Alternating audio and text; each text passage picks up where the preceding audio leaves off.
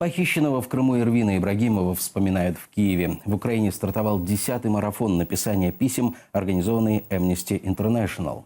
Его посвятили Дню прав человека. Такие акции проходят в 200 странах мира. В Киеве марафон начался флешмобом на Майдане Незалежности.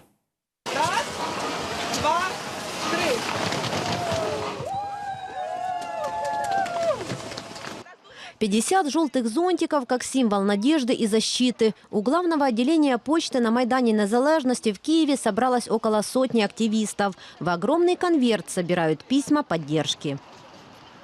Це марафон з написання листів 2016, і ми намагаємося всіма своїми силами підтримати права людини по всьому світу. Среди нынешних героев марафона Эрвин Ибрагимов, крымский татарин, похищенный в мае 2016 года в Крыму. О его судьбе до сих пор ничего не известно. Письма организатора акции предлагают написать его родителям. Дуже важливо підтримувати батьків, які зараз знаходяться на території Криму, чекають своїх дітей, чекають своїх чоловіків, чекають своїх близьких.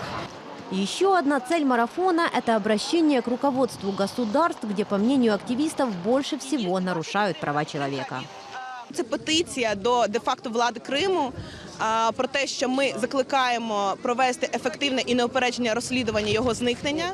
Ми дуже надіємося, що такий точечний і дуже широкий тиск вплине позитивно на те, щоб все-таки цю справу розслідували. Марафон продлится до 20 декабря. В прошлом году украинцы написали более 30 тысяч писем. Наталка Калинка, Заман, АТР.